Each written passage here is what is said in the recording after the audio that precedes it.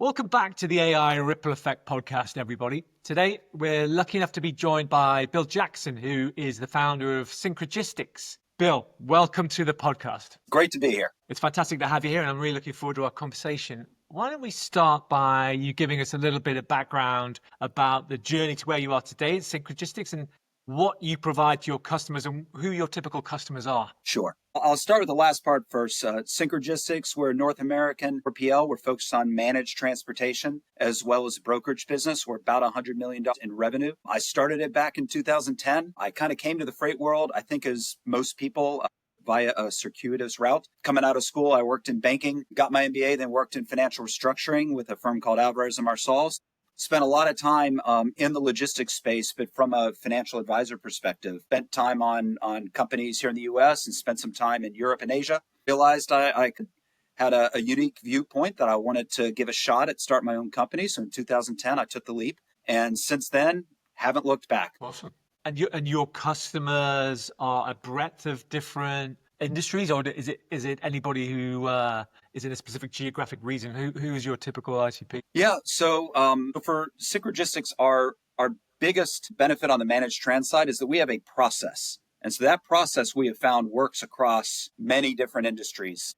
But if you were to pin me down, I would say that the biggest vertical that we have right now is in the flatbed space. So construction materials, project type work, that's a very opaque market, frankly. It's less liquid than you have with dry van and that sort of thing. The second one would be food and beverage and a lot of refrigerated, LTL refrigerated freight, and this in US and Canada. And then after that, that's where you have kind of your dry van, LTL, that kind of freight. And really where we make things special for our clients. We do something very unique from a claims perspective. We have a very defined customer service process. And then, our claim to fame really is a fully transparent model. And so with our clients, they're able to see exactly what's been negotiated with carriers. There's no hidden rebates, nothing. Everything's just up there for everyone to see. So I would say that's it. And then on the brokerage side, really as in the freight brokerage space, it's any client that we can help, we're happy to help with. But again,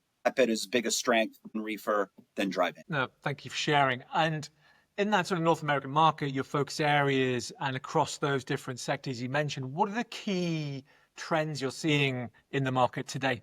Continued North America, we have this continued freight recession. We thought at the end of last year that things would be trending up. I think all the prognosticators saw, if not a hockey stick, certainly an upward slope in terms of, from their perspective, rates increasing on the heels of greater demand in the economy with constricted supply because companies have been coming out of this space. And what's happened instead has been continued erosion of suppliers, continued erosion of trucking companies going out of this space, and demand just being a bit schizophrenic. We think we've seen some pull forwards of inventory as a result of the tariffs and the associated uncertainty. And yet, by some measures, the economy is doing well. By other measures, that recent unemployment report, the ISM, when you take producers' price index, you see rates going up and you see demand kind of level at best. There's a lot of uncertainty, which from a company like Mi's perspective, we're agnostic as to what the market is doing right now. Our process works in an up market as well as in a down market, but it is a different sale. It's a different discussion that we're having with CFOs, CEOs, and supply chain leaders. Is that variation of those pressures translating into a focus on reducing costs or driving operational efficiencies? Is that the kind of way it filters down into your customer base? Yeah, well, there's always the focus on cost. I do think, personally, I feel like we live in a highly levered environment. So there's a lot of financial leverage in most companies. And whereas the market may undulate, it doesn't. Debt's not seasonal. Right. So I think cost savings are always pretty critical. But that being said, I feel like cost savings is an expectation. But outside of that, what we are seeing, a lot of our clients do want to see the effect of are we using technology? Are we being billed properly? The transparency piece, I do think there's a big deficit of trust. We can talk about society at large right now, but specifically within logistics, I think there's this deficit of trust where people are, if they've been with the same vendor for a very long period of time, they're trying to market test at this point to see where they need to be. And so those are the larger conversations that we're having, as well as some specific vendor conversations, like I said, around claims and rebills and things that go out, exceptions to the process. There's more of a narrow focus on that we're seeing. Got it. And you touched upon it there as an interesting point around technology.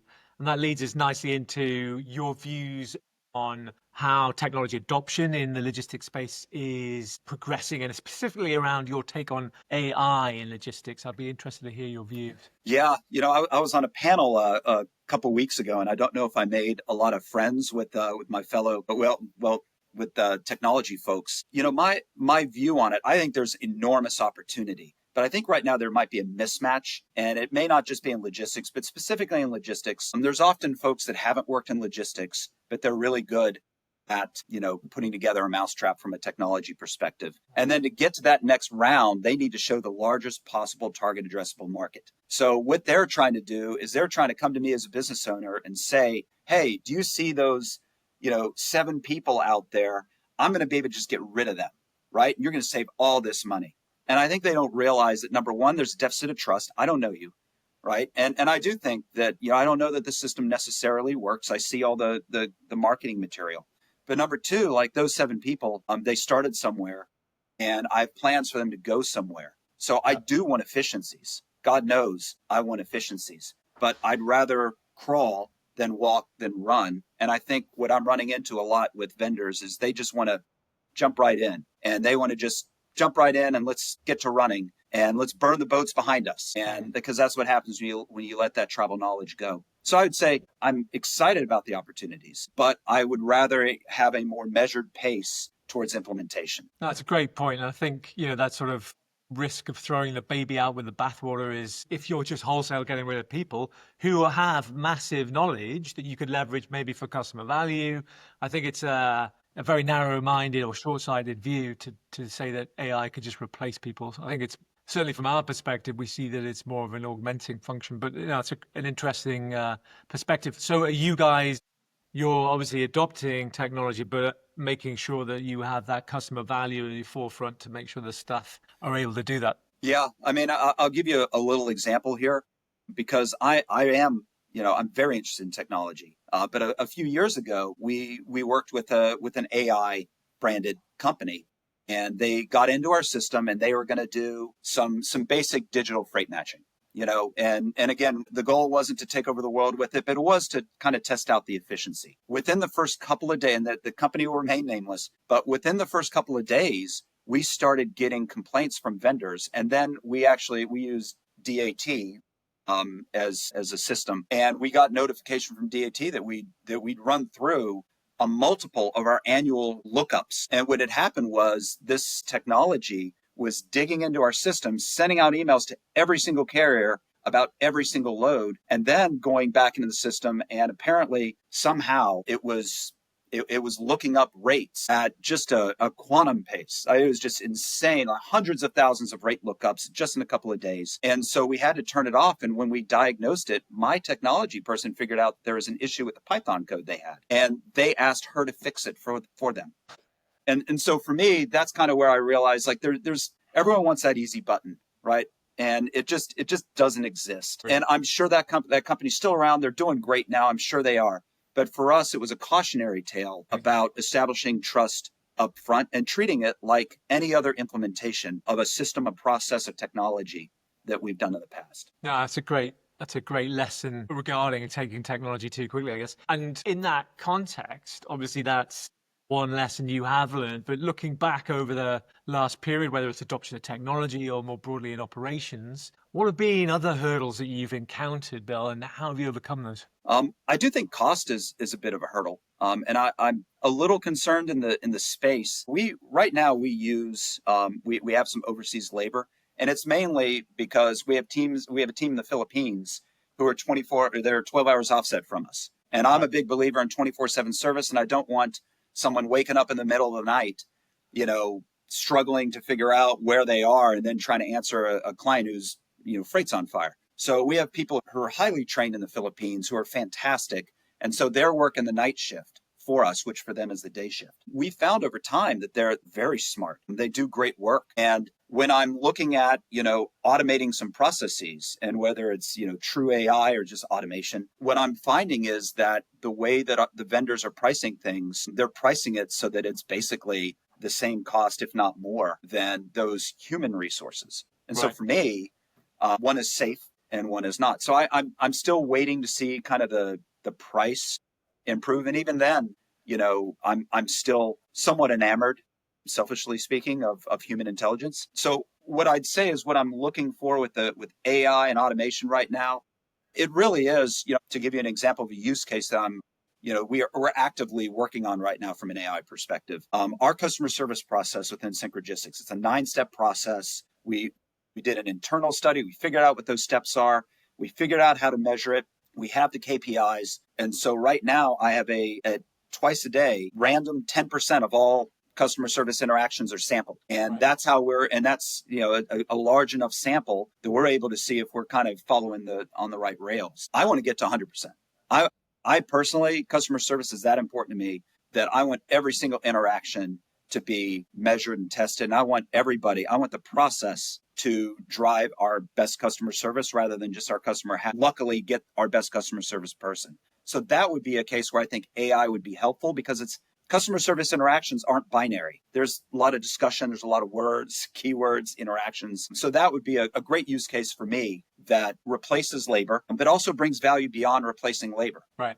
Are you the sampling that's against your 9-step process? Is that this just to validate there's no variation and you're maintaining, apart from whether there needs to be, but maintaining those 9 steps in your engagement? Well, it's actually so there's the 9 steps. Our system is set up to force our team through the 9 steps. So you have to do it. But what I want to do is within each of the 9 steps, there's data. Like I'm a big data integrity guy. So are our people putting in the right data that's usable, right? That's step number 1. And then the second, so the 2 KPIs, is the data collected accurate? And the second one is, did we do it on time?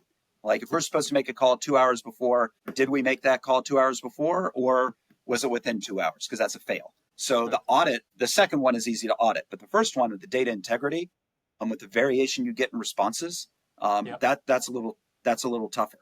And so that's where AI plus automation, I see a valuable opportunity there for us. Fascinating. Now, I asked this question to all my guests, and now you've been through this journey and you have the benefit of hindsight. If you hypothetically had a time machine and were able to go back in time, what would be the one thing, if any, you would change?